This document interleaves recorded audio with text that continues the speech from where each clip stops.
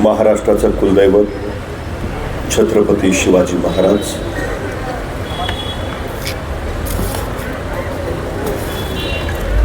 वाघांना माणसासारखं वागायला शिकवणारी मी अनेक माणसं बघितली, पण माणसांना वाघासारखं जगायला शिकवणारा मी एकच वाघ बघितला. वंदनीय हिंदुहृदय सम्राट शिवसेना प्रमुख बाळासाहेब ठाकरे. गद्दारांना क्षमा नाही असं कडाडणाऱ्या कडकडीत निष्ठेचा धगधगता अंगार धर्मवीर आनंदजी दिघे यांची आज जयंती. सगळं सुरळीत चालू असताना कारभार करणं वेगळं आणि संकटांची एकामागोमाग एक मालिका कोसळत असताना धीरोदात्तपणे त्याला सामोरं जाऊन महाराष्ट्राला गौरव प्राप्त करून देणं वेगळं. कोरोनाच्या काळामध्ये ज्यांनी महाराष्ट्र सुरक्षित आणि सुखरूप ठेवला ते महाराष्ट्राचे कुटुंब प्रमुख तथा शिवसेना पक्षप्रमुख आदरणीय उद्धव साहेब ठाकरे, युवासेना प्रमुख आदित्यजी ठाकरे. गेली 58 वर्ष शिवसेनेसाठी प्रत्यक्ष ज्यांनी योगदान दिलं ते शिवसेनेचे तमाम शिवसैनिक. खरं तर वंदनीय हिंदुहृदय सम्राट शिवसेना प्रमुख बाळासाहेब ठाकरे आणि धर्मवीर आनंदजी दिघे यांना अभिवादन करतो. त्यांच्या जयंतीच्या निमित्तानं आयोजित केलेला आजचा हा कार्यक्रम, या कार्यक्रमाचे संयोजक सन्माननीय सचिनजी आसपे, ज्यांचं मनोगत आपण आत्ताच ऐकलं ते शिवसेना प्रवक्ते अनिलजी गाडवे, जिल्हा प्रमुख प्रवीणजी म्हात्रे, एम.के. मडवी, सन्माननीय रंजनाताई शिंत्रे, करणजी मडवी, मंगेशजी साळवी. सगळ्यांची नावं आता घेत नाही, पण मंचावर उपस्थित असणारे सर्व सन्माननीय आणि उपस्थित असणारे आपण सर्व,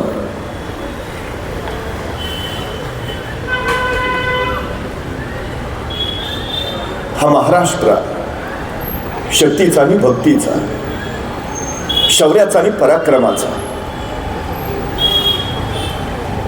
शतकानुशतके या महाराष्ट्राच्या आधारावरच भारत वर्ष उभा आहे. आज जो काही हिंदुस्थान दिसतो ती महाराष्ट्राची देण आहे. जिथपर्यंत मराठ्यांच्या घोड्यांच्या टापा पोहोचल्या तिथं हिंदुस्थानच्या सीमा तयार झाल्या.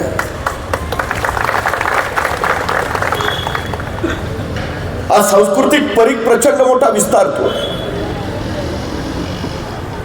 पण या परिघामध्ये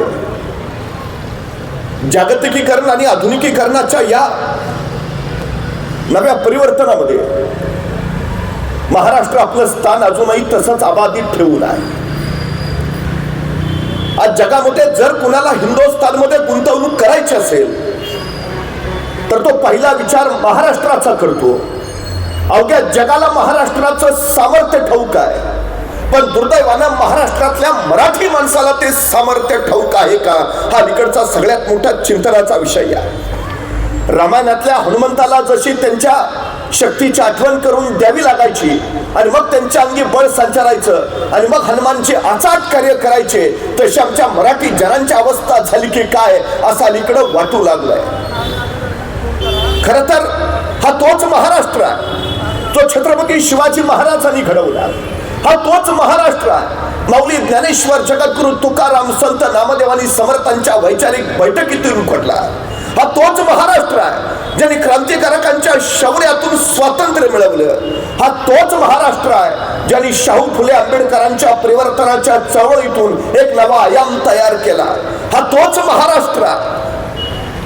पण आज हा महाराष्ट्र कमजोर करायचा एक प्रयत्न सुरू आहे. महाराष्ट्राला परास्त करणं याच्या आधी कधी कुणाला शक्य झालं नाही, पण हा महाराष्ट्र परास्त करण्याचं कारस्थान आज चोहोबाजूनी चालू आहे. शक्यता महाराष्ट्र ताब्यात ठेवायचा असेल तर मुंबई कब्जात ठेवायला हवी, हा त्याच्या पाठीमागचा सगळ्यात मोठा विचार आहे. आणि मुंबई कब्जात आणायची असेल तर शिवसेना संपवायला हवी, ही त्यांची त्याच्या पाठीमागची सगळ्यात मोठी भूमिका आहे. शिवसेना मुंबईचा प्राण आहे, मुंबई महाराष्ट्राचा प्राण आहे आणि महाराष्ट्र राष्ट्राचा प्राण आहे. राष्ट्र सामर्थ्यशाली बनवायचं असेल तर शिवसेना सामर्थ्यशाली असायलाच हवी, ही तुमची माझी नव्हे तर काळाची गरज आहे. हे पहिलं आपण लक्षात ठेवायला हवं. या देशाच्या स्वातंत्र्य लढ्यामध्ये महाराष्ट्रानं प्रचंड भूमिका गाजवली.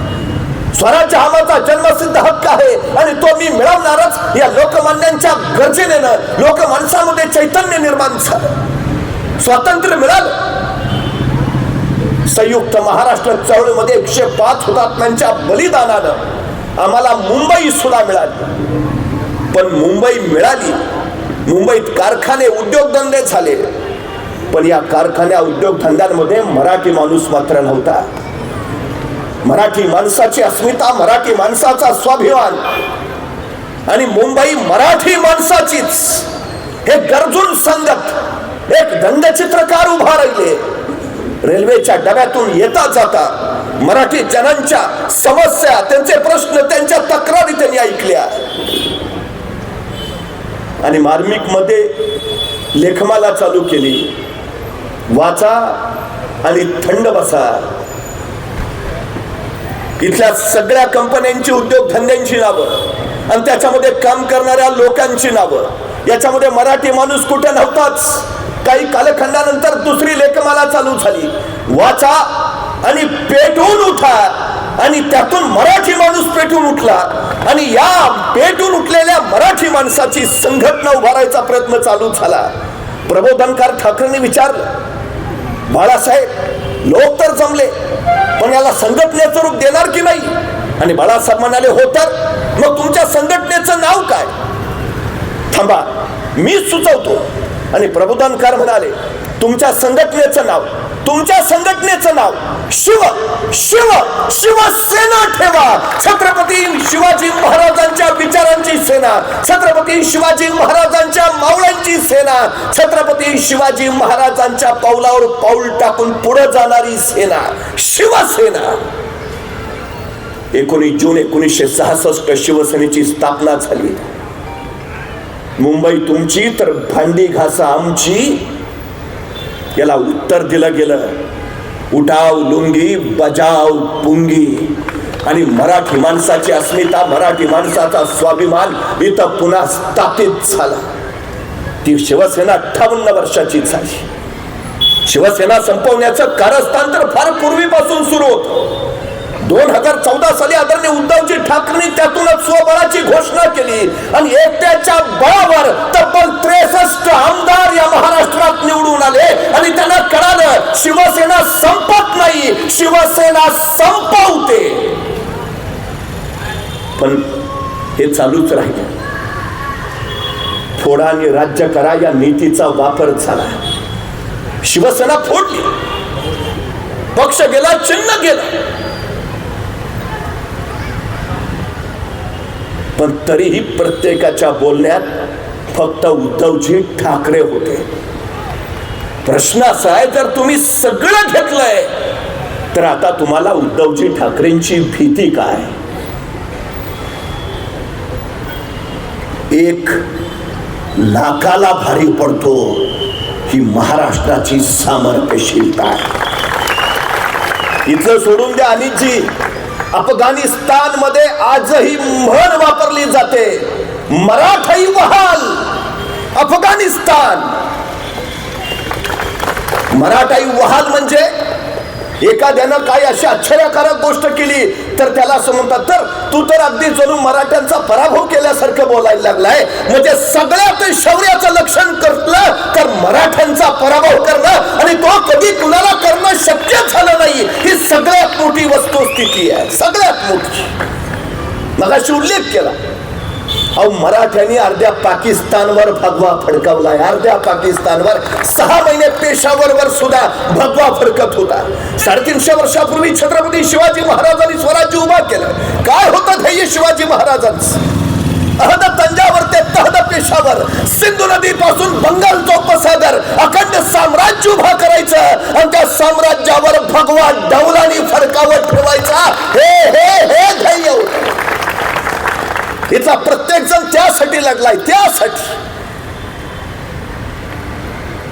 अहद तंजावर ते तहद पेशावर, सिंधू नदी पासून कावेरीच्या संगमापर्यंत हे हिंदवी स्वराज्य उभा करायचं, हे हे महाराष्ट्राचं ध्येय आहे. महाराष्ट्र धर्माचा अर्थ आहे राष्ट्राचं राजकारण करणं. मराठी माणसानं त्यासाठी कायम पुढे असलं पाहिजे. म्हणून वंदनीय हिंदुहृदय सम्राट शिवसेना प्रमुखांनी ज्यावेळी शिवसेना स्थापन केली त्यावेळी शिवसेनेचं बोधवाक्य ठेवलं, मराठा तुका मिळवावा, महाराष्ट्र धर्म वाढवावा. या महाराष्ट्रात राहतो तो प्रत्येक जण मराठा, तो कुठल्याही जाती धर्माचा असू द्या, आणि इथं राहणाऱ्याचा जो धर्म तो महाराष्ट्र धर्म. महाराष्ट्र मेला तर राष्ट्र मेले, मराठ्या विना राष्ट्र गाडा न चाले, खरा वीर वैरी तो पराधीनतेचा, महाराष्ट्र आधार या भारताचा.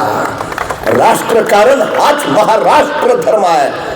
आणि तो हिंदुहृदय सम्राट शिवसेना प्रमुखांनी इथल्या मराठी माणसाच्या नसा नसात फिरवला. ती अस्मिता, तो स्वाभिमान दिला.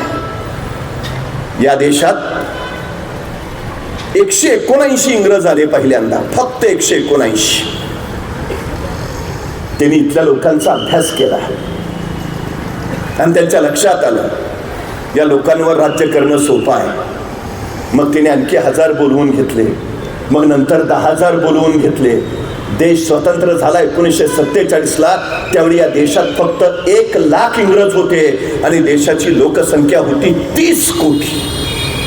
30 कोटी जनतेवर फक्त 1 लाख इंग्रजांनी 150 वर्ष राज्य केलं. कारण काय? थोडा आणि राज्य करा. इथली लोक जाती जातीत विभागून टाका, इथली लोक धर्मात विभागून टाका, इथली लोक गरीब श्रीमंत म्हणून विभागून टाका, म्हणजे आपल्याला राज्य करणं सोपं. आता दिल्ली पतींचं तेच तर चाललंय. संयुक्त महाराष्ट्र 105 जणांनी बलिदान देऊन मिळवला, पण आज सामाजिक दृष्ट्या आणि भावनिक दृष्ट्या महाराष्ट्र खरंच संयुक्तिक आहे, संयुक्त आहे. आज जाती जातीत पुन्हा भिंती उभा करायचं काम चालू आहे. वंदनीय हिंदुहृदय सम्राटांना हा महाराष्ट्र अभिप्रेत नव्हता. मराठा मराठेतर, ब्राह्मण ब्राह्मणेतर, घाटावरचे घाटाखालचे, कोकणस्थ या, हे सगळं मिटवून टाका आणि मराठी म्हणून उभा राहा. हे हे हे सांगितलं हिंदुहृदय सम्राटांनी. तो विचार घेऊन आम्हाला पुढे जायची गरज आहे. सगळ्यात महत्वाचं, एल्फिस्टन नावाचा इंग्रजांचा शेवटचा गव्हर्नर, तो विचार करत होता की एवढ्या प्रचंड देशावर 6,500 मैल लांबीवर आलेल्या आम्ही इंग्रजांनी 150 वर्ष राज्य केलं कसं. आणि त्यांनी लिहून ठेवलं कसं केलं. तो म्हणतो इथल्या लोकांकडे बुद्धी नाही असं नाही, इथल्या लोकांकडे शौर्य नाही असं नाही, इथल्या लोकांकडे सामर्थ्य नाही असं नाही, इथल्या लोकांकडे क्षमता नाही असं नाही, इथल्या लोकांकडे हे सगळं आहे, पण या सगळ्याचा वापर देशासाठी करायचा असतो हेच इथली माणसं विसरलीत. आणि या देशातल्या एकाच माणसाला कळालं होतं या सगळ्याचा वापर देशासाठी करायचा. त्या महापुरुषाचं नाव आहे छत्रपती शिवाजी महाराज. आणि इथली माणसं, तो पुढे लिहितो, आणि इथली माणसं त्याच शिवाजी महाराजांना विसरली, म्हणून आम्हाला इथं 150 वर्ष राज्य करता आलं.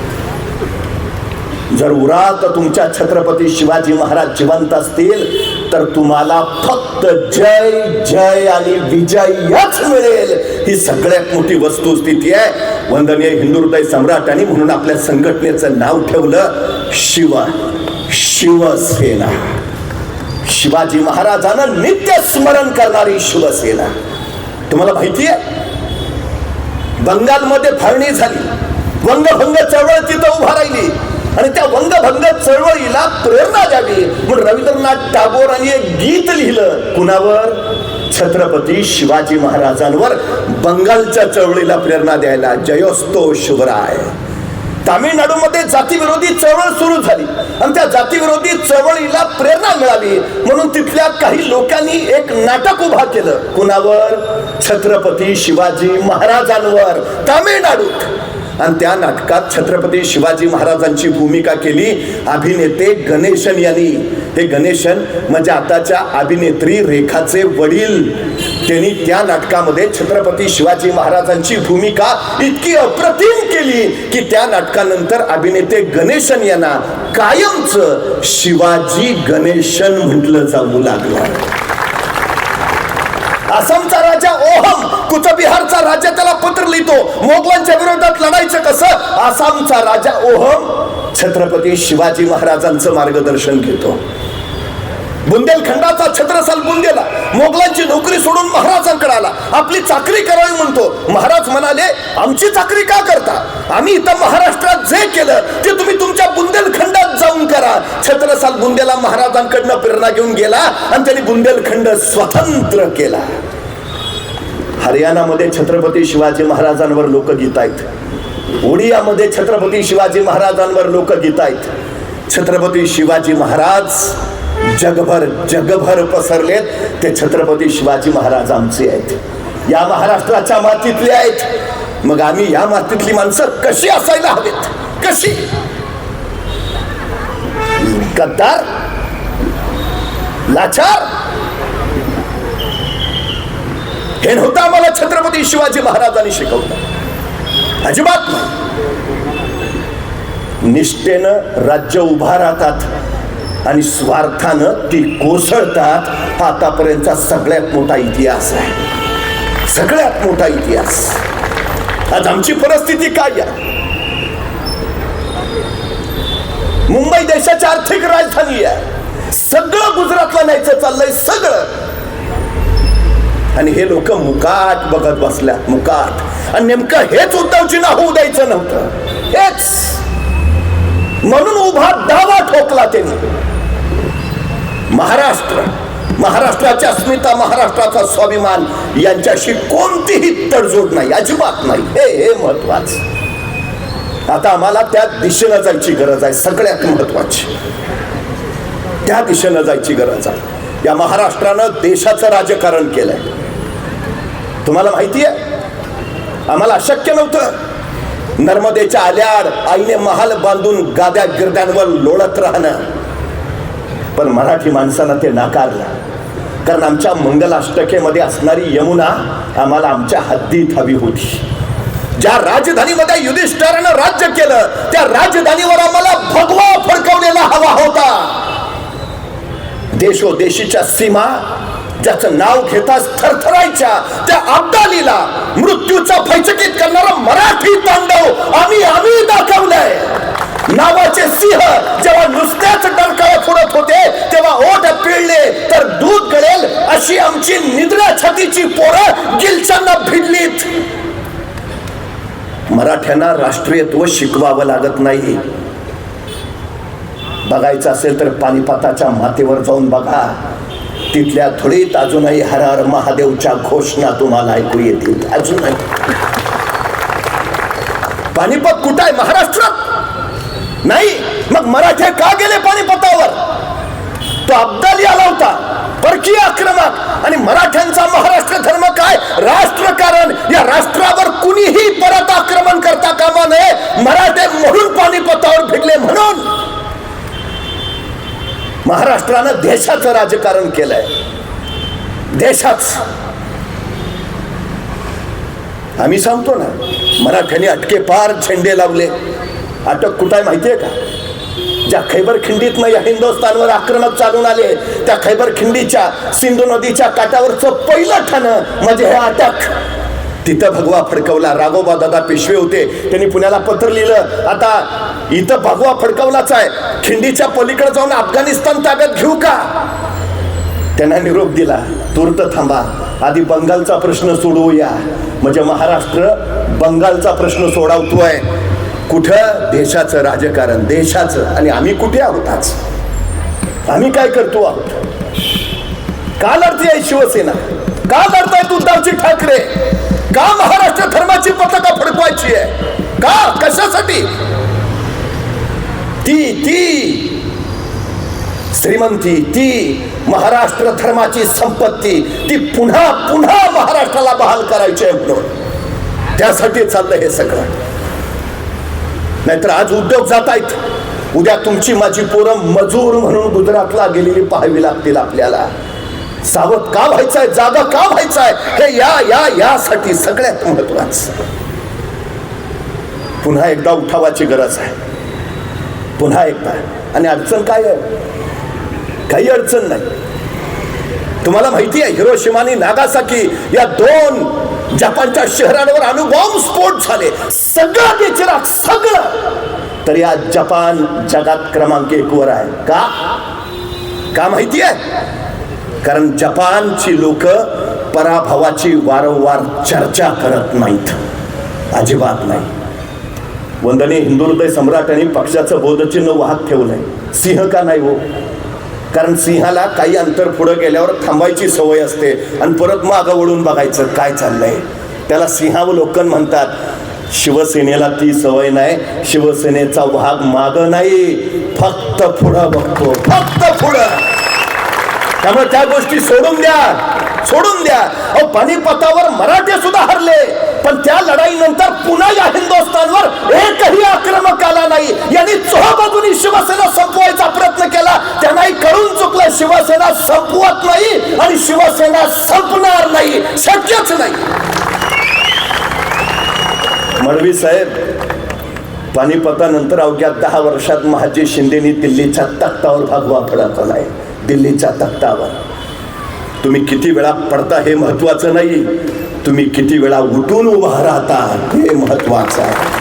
आणि तो खरा शिवसैनिक आहे. हा मुंगी बघितली, मुंगी केवढीशी, तिचं डोकं केवढंसं, डोक्यातला मेंदू केवढासा, तरी पण त्या मुंगीला बरोबर कळतं कुठल्या गावातल्या कितव्या आळीतल्या, कितव्या घरातल्या, कितव्या खोलीतल्या, कितव्या कपडावरच्या, कितव्या फळीवर किती नंबरचा साखरेचा डबा आहे. सांगावा लागतो, रस्ता दाखवावा लागतो.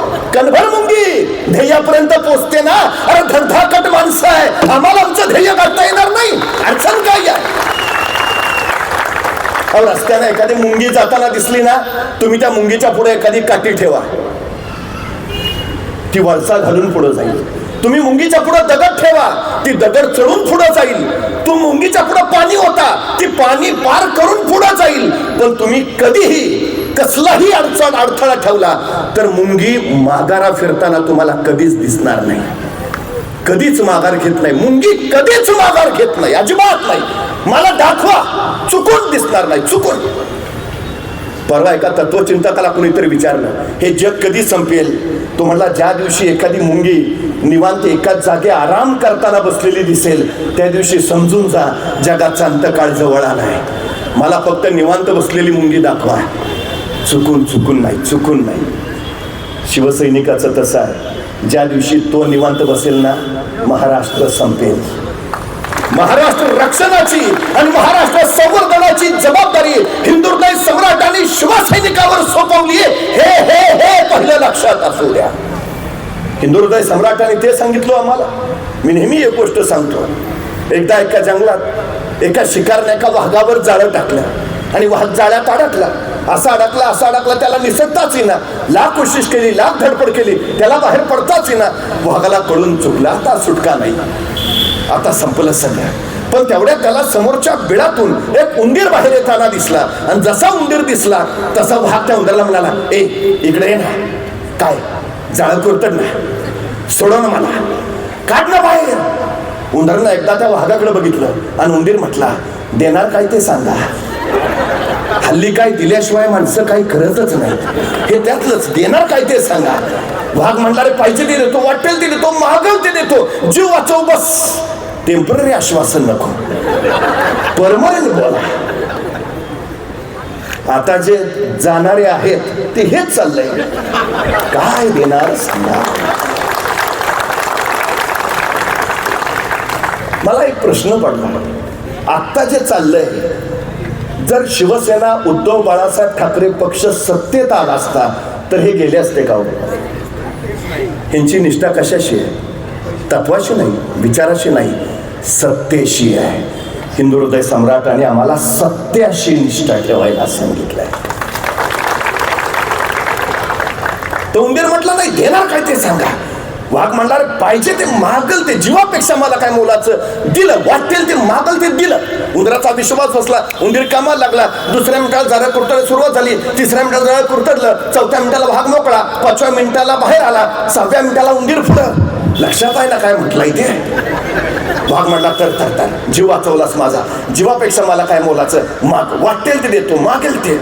आता अडचण अशी झाली, या उंदराला झाला भ्रम, आपण वाघाला वाचवलंय म्हणणार आपण काय वाघापेक्षा कमी आहे का? आपण वाघच, ते भ्रमतच, आपण वाघच. वाघ म्हटला माग ना, काय मागायचंय ते? तसं ते उंदीर म्हटला मला तुमच्या कन्येबरोबर लग्न करायचंय. आता वाघाने शब्द दिलाय. वाघ म्हणला चल ठीक आहे, दिली कन्या तुला. म्हणला बोलवा तिला. मग वाघानं मारली हाक, बेटा बाहेर ये. आता बेटा लाडातच बाहेर आली. बेटाचं कशाला लक्ष आहे खाली करून उभा आहे? बेटानं दिला पाय गडियात. काय कारण आहे का भ्रमात राहायची? मडवी साहेब हल्ली फार भ्रमातले वाघ वाढलेत. तेच होणार आहे. यांची तख्त उलटी पालटी पहिल्यांदा करायची. शिवसेना प्रमुखांनी आम्हाला तेच सांगितलं, ह्याचे भ्रमातले आहेत ना, करून टाकतो. झालं म्हणून पाहिजे, तुला किती पाहिजे, काय पाहिजे, दिला. यांची तख्त उलटी पालटी पाहिजे. आम्हाला करता येईल ती, अडचण नाही. शिवसैनिकांनी मनात आणलं तर काहीच कठीण नाही. ही सगळ्यात महत्वाची गोष्ट आहे. दुसरी एक गोष्ट आहे, एकदा एक वाघाचं बछडं चुकून जंगलात चुकलं ते बकऱ्यांच्या कळपात मिसळलं ते बकऱ्यांबरोबरच राहायला लागलं. ते बकऱ्यांसारखं वागायचं, बकऱ्यांसारखं जगायचं, ते बकऱ्यांसारखंच बेबे करायला लागलं, बकऱ्यांसारखंच गवत खायला लागलं. ते पुरतं बकराळच. एके दिवशी त्याच बकऱ्यांच्या कळपावर एका वाघाचा छापा पडला. बकऱ्या गेल्या पडून, हे बछडं नेमकं त्याच्या तावडीत सापडलं. वाघानं त्याच्याकडे नीट बघितलं आणि त्याला विचारलं, तू इकडं कसा? तसं ते बछडं म्हटलं, मी पहिल्यापासून याच पक्षात आहे. अरे तू वाघ आहेस? नाही, मी इकडंच आहे. वाघाला राग दिली फाड दिशी ठेवून. वाघाच्या त्या फटक्यानं त्याच्या तोंडातलं रक्त उघडलं, रक्त त्याच्या जिभेला लागलं. वाघाने विचारलं, टेस्ट कशी आहे? बछडा म्हणला ग्रेट. मग नॉनव्हेज सोडून व्हेजचा मक्का लागलाय. चल, त्या वाघानं त्या बछड्याला एका विहिरीच्या काठावर नेलं. खाली बघ, पाण्यात बघ. आता पाण्यात दोघांचे प्रतिबिंब. वाघ म्हटला माझ्यासारखाच दिसतोयस ना? म्हणला हो.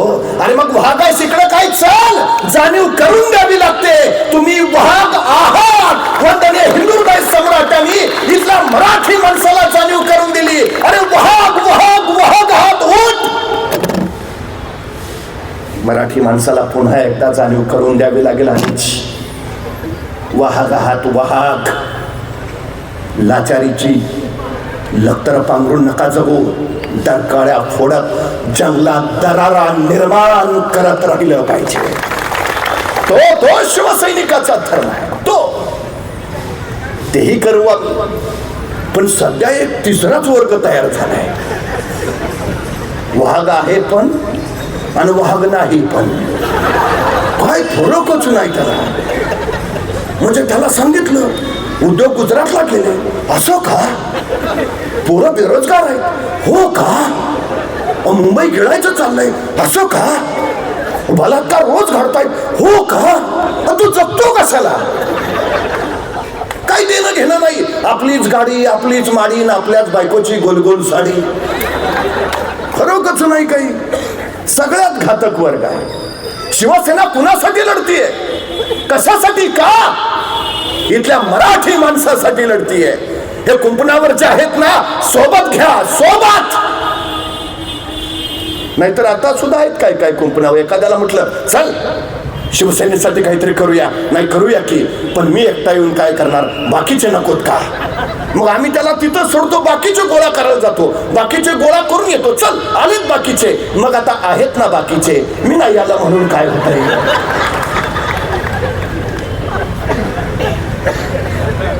कुठली वृत्ती आहे ही? कुठली प्रवृत्ती आहे ही? नाही, जे काय होईल ते सगळ्यांचंच होईल. छत्रपती शिवाजी महाराज झाले नसते तर मराठी माणसाच्या पाठीचा कणाताट झाला असता. हिंदुहृदय सम्राट शिवसेना प्रमुख बाळासाहेब ठाकरे नसते तर मुंबईमध्ये मराठी माणूस औषधाला उरला असता.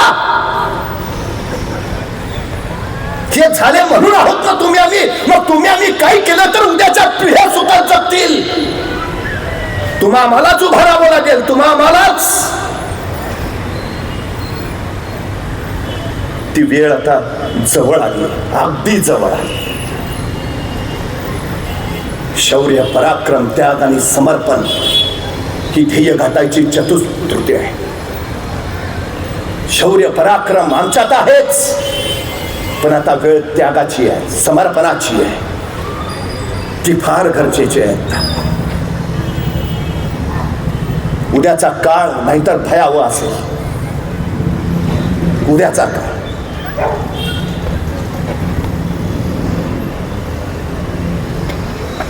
हे आत्ताच जागं व्हावं लागेल.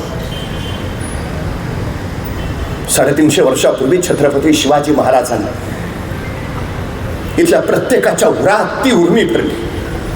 राणामागची गुराढोरामागची पोरं होती. महाराजांकडे कोण होतं? 18 पगड जातीची 12 बुलतेदाराची चड्डी लंगोटीतले सगळे सोबती घेतले महाराजांनी. शिवसेना प्रमुखांनी तरी काय केलं? शिवसेनेत कुणी जहागीरदार सुभेदार नव्हते. कुणी पांटपरी चालवणारा, कुणी दुकान चालवणारा, कुणी रिक्षा चालवणारा, अशी साधी सुधी माणसंच तर शिवसेना प्रमुखांनी गोळा केली. त्यांच्या उरात शिवसेना हा मंत्र पेरला, त्यांना सामर्थ्य दिलं आणि मग हे सगळं विश्व उभा राहिलं. आम्हाला अडचण काय आहे? काय अडचण? समर्पण द्यावं लागेल, द्यावं लागेल.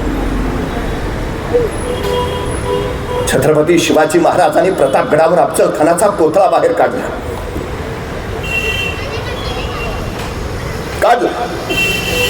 10 नोव्हेंबर 1659 दुपारी 2 वाजता मला एका प्रश्नाचं उत्तर द्या. 10 नोव्हेंबर स्वराज्यावरचं सगळ्यात मोठं सैतानी संकट आहे, सगळ्यात मोठं. महाराजांनी परास्त केलं. 10 नोव्हेंबरला सगळं घडलंय. 11 नोव्हेंबरला महाराज कुठे असतील? शेजारी महाबळेश्वरला. मग काल एवढं टेन्शन होतं. कुठं आहेत महाराज?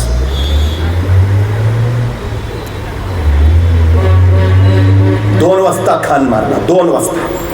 2:30-3 वाजता रानावनातले सगळे मराठे खानाच्या स्त्रीवर तुटून पडले. लंगडे तोड. दूरदृष्टी काय आहे महाराजांची बघा. दूरदृष्टी. महाराजांना माहिती आहे खान मारणारच आहे. मारला. तुम्हाला विजय मिळवून देतो तो तुमचा आत्मविश्वास, दुसरं काही नाही. काही नाही दुसरं. महाराजांकडे तो होता. मारणार. मारला. महाराजांना माहिती आहे खान 4000 घोडे घेऊन आलाय. 2000 भले पडून जातील, पण या प्रसंगात 2000 घोडे आपल्याला मिळणारच आहेत. मिळाली, पण नुसती घोडी मिळून उपयोग आहे का? ते घोडे चालवणारे प्रशिक्षित घोडेस्वार सुद्धा हवेत, तर त्या घोड्यांचा उपयोग. नियोजन बघा. 10 नोव्हेंबर 1659 या दिवसाच्या बरोबर 6 महिने आधी महाराजांनी आपल्या 2000 लोकांना घोडेस्वारीचं शिक्षण देऊन प्रशिक्षित करून ठेवलंय आणि त्यांना सांगितलंय 6 महिन्यानंतर 10 नोव्हेंबरला सायंकाळी 4 वाजता तुम्हाला घोडे मिळणार आहेत. बुकिंग झालेलं आहे. हा आत्मविश्वास. हा मुंबई महापालिका आहे, नवी मुंबई महापालिका आहे, ठाणे महापालिका आहे. 3 महिन्यानं होऊ दे नाहीतर 6 महिन्यानं. महाराजांचा विश्वास पाहिजे. बुकिंग झालेला आहे महापालिकेतल्या खुर्चीचं. हा हा हा आत्मविश्वास. हा हे कशाच्या बळावर होतं? 3:30-4 वाजेपर्यंत खानाचं जेवढं सगळं काही हिरे मोती शस्त्र बिस्त्र काय जे काही असेल ती सगळी साधन संपत्ती मिळवली. आणि त्याच दिवशी बरोबर 6:30 वाजता महाराजांचं सैन्य तयार झालं. 2000 घोड्यांसहित महाराजांनी मान टाकली. हर हर महादेवचा उद्घोष झाला. आणि 10 नोव्हेंबरच्या 7:30 वाजता महाराज निघाले. बघता बघता वाई प्रांत जिंकला. महाराज सातारा प्रांतात पोहोचले. सातारा प्रांत काबीज केला. महाराज कराड प्रांतात गेले. कराड प्रांत काबीज केला. महाराज वारणा नदीच्या खोऱ्यात पोहोचले. वारणा नदीचं खोरं जिंकलं. महाराज कोल्हापूर प्रांतात शिरले. कोल्हापूर प्रांत काबीज केला. आणि 1 डिसेंबर 1659 1 डिसेंबर 1959 महाराजांनी पन्हाळ्यावर भगवा फडकवला. म्हणजे उन्यापुऱ्या 20 दिवसात 200 किलोमीटर आणि 18 किल्ले एवढा प्रांत महाराजांनी काबीज केला. 50 वर्षाचं आयुष्य आहे महाराजांचं. 35 वर्षात महाराजांनी 750 वर्षाचं पारतंत्र्य हटवलंय. जगात सगळ्यात कमी कालावधीत घडलेली क्रांती आहे अवघ्या 35 वर्षात 750 वर्षाचं पारतंत्र्य. कारण काय, महाराजांचा प्रत्येक श्वास स्वराज्याचा ध्यास घेऊन होता. तुम्हाला काय मिळवायचं आहे त्याचा ध्यास जर तुमच्या श्वासात मिसळला तर तुम्हाला कुणीही रोखू शकत नाही, हे पहिलं लक्षात असू द्या. शिवसेना श्वास झाला पाहिजे, शिवसेना ध्यास झाला पाहिजे, महाराष्ट्र श्वास झाला पाहिजे आणि महाराष्ट्र ध्यास, हित, कल्याण, हे हे हे विश्रांती नाही, अजिबात नाही. नाही नाही, जरा आत्ताच विधानसभा झाली आहे, बघू जरा महिनाभरानंतर कुछ नाही करोगे. 2:30 वाजता खान मारतायत आणि 7:30 वाजता महाराज निघतायत. उगाच नाही 35 वर्षात 750 वर्षाचं पारतंत्र्य दूर होत. मी वारंवार सांगतो, शांततेच्या काळात घाम गाळला की युद्धाच्या काळात रक्त सांडावं लागत नाही. हा जो काळ आम्हाला मिळालाय ना आता, निवडणुकीचं युद्ध सुरू होण्यापूर्वी घाम गाळायला हवा, घाम गाळायला हवा, म्हणजे युद्धात त्रास होणार नाही, विजय सोपा होऊन जाईल. सगळ्यात महत्वाची गोष्ट आहे ती. सगळ्यात महाराज पन्हाळ्यावर पोहोचले आणि पन्हाळ्यावर पोहोचल्यावर पन्हाळ्याच्या पायथ्याच्या गावखेड्यातले काही तरणीभान जिगरबाज पोरं महाराजांना भेटायला आले. त्यातच एक जण होता पन्हाळ्याच्या पायथ्याच्या नेबापूर गावचा शिवा काशीद. नाव राजांचंच, दिसायचाही हुबहू राजांसारखा, चालणं राजांसारखं, बोलणं राजांसारखं, मिशी ठेवली राजांसारखी, दाढी राखली ती राजांसारखी, डोक्यात एकच नाद, जगावं तर वाघासारखं आणि लढावं तर शिवरायांसारखं. दुसरा सुद्धा त्याचा ध्यासच होता तो. बस संपला विषय, तेवढाच. महाराज पन्हाळ्यावर 65,000 सिद्धी जोहरचा वेढा पडला. महाराज आता अडकले आणि महाराजांच्या लक्षात आलं शक्तीपेक्षा युक्तीचा वापर केला पाहिजे. तत्पूर्वी नेताजी पालकरनं सिद्धी हिलालला सोबत घेऊन छापा मारला, पण बळ तोकडं पडलं. शक्तीचा नाही, युक्तीचा वापर. आणि महाराजांनी त्या दिवशी बोलावणं धाडलं नुकत्याच स्वराज्यात आलेल्या, नव्यानं ओळख झालेल्या आणि हुबहू आपल्यासारख्या दिसणाऱ्या या शिवा काशीदला. शिवा येता झाला. राजं बोलावणं धाडलं जी. हो शिवा, शिवा तू आमच्यासारखा दिसतो असं आम्ही खूप ऐकून आहे. शिवा आज आम्हाला प्रत्यक्ष बघायचं आहे. तसा शिवा हरकला. राजा आत्तालोची झपाट्यानं आत गेला, राजांचा वेश प्रदान केला, राजांचा जिरटप टाकला आणि राजांसारखाच मिशाला पीळ मारित राजांच्या सामने आला. राजा कसा दिसतो जी आणि बघत राहिले राजे. शिवा, शिवा, अरे आरशात आमचंच प्रतिबिंब पाहिल्याचा भास होतोय. शिवा, राज, राज, म्हणजे तो सिद्धी बी आम्हाला ओळखायचा नाही. आणि स्तब्ध निस्तब्ध झाले राजे. शिवा तुला कसं कळलं, तुला कसं कळलं? आम्ही तुला आमचं रूप देऊन सिद्धीच्या भेटीला पाठवणार ते. तसा शिवा म्हटला, राज एवढं दिस तुमच्या संगती राहिलो तो काय उगावं, तुमच्या काळजाचं ठोकं बी काय सांगते ते कळतं आम्हास नाही. राज, राज, राज त्या की येडा जातो की लढतो की भिडतो की जाऊन सिद्धीला. तसे राजे सरदिशी पुढे झाले. शिवाला कडकडून मिठी मारली आणि राजांच्या डोळ्यातनं अश्रूचा एक थेंब शिवाच्या पाठीवर पडला. अशी अशी कौतुकाची थाप कधी कुणाच्या पाठीवर पडलीच नव्हती. ते भाग्य शिवाच्या वाट्याला आलं आणि त्याची चाल ठरली. राजाने सिद्धीला निरोप धाडला. आम्ही तह करला तयार आहे. सिद्धी आनंदला. आखिर आ ही गए शिवाजी राजे पंजे में, अब दिखाएंगे उन्हें. अल्लाह ताला की मेहरबानी शब-ए-रात का जश्न होगा. आखिर शिवाजी राजे आ ही गए पंजे में. आता महाराजच शरण येणार राहिल्यावर तो गाफील झाला. सैन्य बेसावत वेडा ढेला पडला आणि याच ढेलाईचा फायदा राजाने उचलला. बाजीप्रभू आणि बांदरांची फौज सोबत घेतली आणि महाराज पन्हाळ्याच्या पश्चिमेकडून विशाळगडाच्या रोखाला त्या पावसाळी वादळी किर्रात्री निघाले. तर सिद्धीशी तहाची बोलणी करायला निघाला राजांचं रूप घेतलेला शिवा काशीद. सिद्धी वाट बघत होता. पालखी येताना दिसली. सिद्धी पुढं झाला. आओ शिवाजीराजे. पालखीचा पडदा सरकला. आस्त कदम राजे शिवराय खाली उतरले. सिद्धी पुढं झाला. गळाभेट घेतली. चलिये राजे. आणि राजांची पावलं श्यामनाच्या दिशेनं पडू लागली. त्याच वेळी दोन संशयी डोळे रोखले गेले होते शिवाजी राजांवर. राजांचं पाऊल श्यामनातून आत पडणार त्याच वेळी ते डोळे पुटपुटले. ये शिवाजी राजे नाही हो सकते. आणि थबकला सिद्धी. म्यानात नंगी तलवार लकलकली. सबदिशी चालली. रक्ताची चिलकाडी असण्याचा कंगोळ उडाला. शिवा रक्ताला व्याकुळला. सिद्धी विचारता झाला. सरसचा तुम्ही हो शिवाजी राजे. आणि खडाडला शिवारे हा मैं ही हूँ शिवाजी राजे. मग मात्र सिद्धी वळाला त्या दोन संशयी डोळ्याकडे. ते दोन संशयी डोळे होते फाजल खानाचे. अफजल खानाचा मुलगा फाजल खान. सिद्धीने विचारलं कैसे कर सकते हो, ये शिवाजी राजे नहीं है. तसा फाजल खान म्हणाला हुजूर मैंने देखा है शिवाजी राजे को. अफजल खान वधाच्या वेळी मी बघितलं शिवाजी राजांना. त्यावेळी झालेल्या झटापटीमध्ये राजांच्या मस्तकावर तलवारीचा वार झालाय. हे जर खरे शिवाजी राजे तर यांच्या मस्तकावर तलवारीच्या वाराची ती खून पाहिजे. तसं सिद्धी सापडल्यासारखा पुढे झाला. शिवाच्या मस्तकावरचा चिरटोप मागं सरला. मस्तकावर वाराची खून नव्हती. शिवा सापडला. नंगी तलवार लकलकली. सब दिशे चालली. रक्ताची चिळकाडी हातानेचा कल्लोळ उडाला. अखेर शमशीर अली करतानीवर. आणि सिद्धी विचारता झाला मरण्याचा तेरे पूछता हूं आखरी बार बता तुम्ही हो शिवाजी राजे. आणि कडाडला शिवा. अरे जन्माला जरी शिवा काशीत मुलं असलो तरी मरताना शिवाजी महाराज म्हणून मरतोय. हे भाग्य काही कमी आहे का? अरे या शिवाची छाती तुला फोडता आली नाही. माझ्या राजांची पाठ तू काय ठरणार?